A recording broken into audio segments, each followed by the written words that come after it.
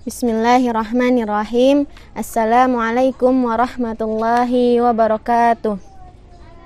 Kaifa halukum anak-anak ustazah? Alhamdulillah ustazah bi khair. Ya, alhamdulillahirabbil alamin wa bihi nasta'in wa ala umurid dunya waddin. Wassalatu wassalamu ala Rasulillah wa ala alihi wa sahbihi ajmain, amma ba'du. Qala Allah Ta'ala fil Qur'anil Karim, a'udzu billahi minasyaitonir rajim. Ya ayyuhalladzina amanu taqullaha haqqa tuqatih wa la tamutunna illa wa antum muslimun.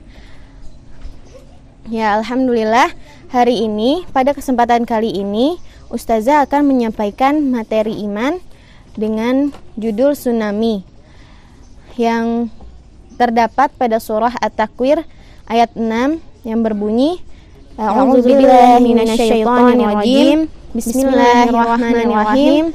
Wa idza biharu sujirat, dan apabila lautan yang dipanaskan. Sebagaimana dalam tafsir Ali radhiyallahu an bertanya kepada seorang lelaki Yahudi, "Di manakah neraka jahanam itu?" Lelaki itu menjawab, "Di laut."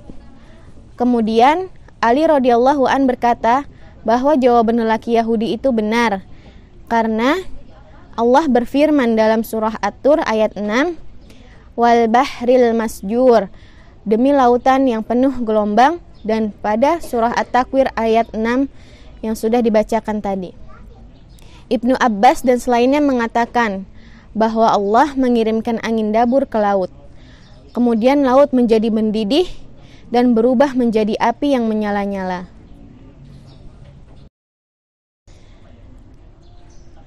Sesuai dengan perkataan Ibnu Abbas tersebut, berkaitan dengan sifat Allah Al-Hakim, yang artinya Allah yang maha menetapkan. Allah menetapkan angin dabur ke laut. Lautnya menjadi mendidih dan berubah menjadi api yang menyala-nyala. Dan semua yang ada di dunia ini adalah Allah yang menetapkan. Dan barang siapa yang tidak mengikuti perintah Allah, maka tidak akan menerima kebaikan dan tidak dapat menjadi lebih baik dan akan dimasukkan ke dalam neraka. Terdapat dalam suatu kisah hidup Nabi Hud terkait erat dengan azab yang menimpa kaum Ad akibat kedurhakaan mereka kepada Allah Subhanahu wa Ta'ala. Disebutkan Nabi Hud adalah cucu Nabi Nuh atau keturunan dari Sam bin Nuh yang berasal dari suku Ad. Suku ini hidup di Jazirah Arab, di tempat bernama Al-Ahqaf yang terletak di utara Hadramaut antara Yaman dan Oman. Menurut catatan sejarah, kaum Ad merupakan salah satu suku tertua sesudah kaum Nabi Nuh. Kaum Ad juga tidak mengenal Allah sebagai Tuhannya. Seperti kaum Nabi Nuh, mereka membuat patung yang diberi nama Samud dan Al-Hattar serta disembah sebagai Tuhan. Kaum Ad hidup sangat makmur. Mereka memiliki peradaban yang tinggi dan unggul dalam bidang pertanian karena air yang melimpah. Mereka juga memiliki harta dan binatang ternak yang banyak. Tempat mereka juga menjadi ladang yang subur dan hijau, penuh dengan kebun-kebun yang indah dan mata air. Upaya keras Nabi Hud dalam berdakwah dan mengajak umatnya, kaum Ad, untuk kembali ke jalan yang benar diabadikan oleh Allah dalam Al-Quran surah Hud ayat 50-52, yang artinya, dan kepada kaum Ad kami utus saudara mereka Hud. Dia berkata, "Wahai kaumku, sembahlah Allah, tidak ada Tuhan bagimu selain Dia. Selama ini kamu hanyalah mengada-ngada."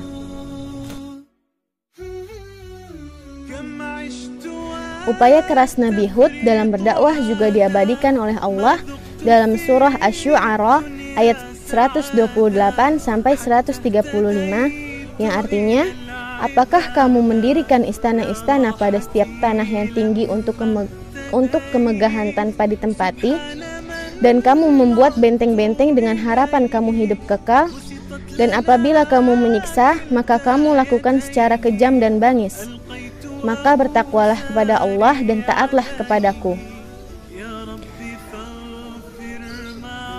Dalam tafsir Ibnu Katsir, sebagaimana dikutip Salahuddin Hamid dalam bukunya, disebutkan kaum 'Ad benar-benar tidak mau beriman. Mereka tidak mau berhenti berbuat durhaka dan jahat serta berbuat apa saja yang mereka kehendaki. Sifat takabur kaum 'Ad sudah demikian hebatnya sehingga tidak dapat diubah oleh siapapun. Saking hebatnya sifat ingkar mereka, Allah memberikan laknat berupa langit dan awan yang hitam pekat.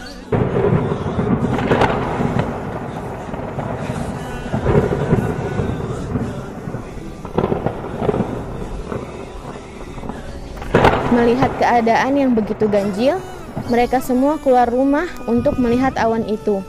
Akhirnya mereka berkata, "Itulah awan panjang, menandakan sebentar lagi hujan akan turun untuk menyiram tanaman kita, memberi minum kepada binatang-binatang ternak kita."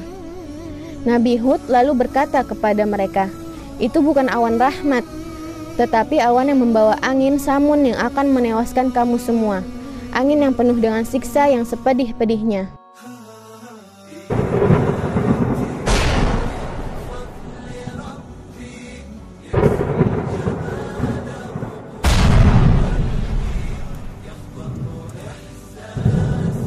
Kemudian angin dahsyat itu berembus luar biasa hebatnya. Binatang ternak mereka yang sedang berkeliaran di padang terbang berhamburan. Yang kecil dan yang besar terbang meninggi ke angkasa. Allah mengabadikan kisah azab terhadap kaum 'Ad dalam surah Al-Haqqah ayat 6-8 yang artinya, sedangkan kaum 'Ad, mereka telah dibinasakan dengan angin topan yang sangat dingin. Allah menimpakan angin itu kepada mereka selama 7 malam, 8 hari terus menerus. Maka kamu melihat kaum 'Ad pada waktu itu mati bergelimpangan, seperti batang-batang pohon kurma yang telah lapuk. Maka adakah kamu melihat seorang pun yang masih tersisa di antara mereka? Adapun Nabi Hud dan pengikutnya tetap saja di rumah mereka tanpa merasakan sedikit pun bahaya angin ribut yang dahsyat itu. Setelah peristiwa tersebut, Nabi Hud pindah dari negeri kaum 'Ad karena sudah rusak binasa.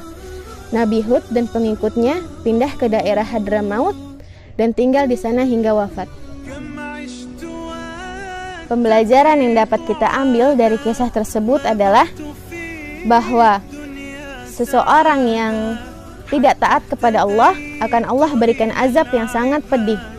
Dan barang siapa yang tidak mengikuti perintah Allah, maka Allah tidak akan memberikan kepadanya kebaikan dan tidak akan dapat berubah menjadi lebih baik.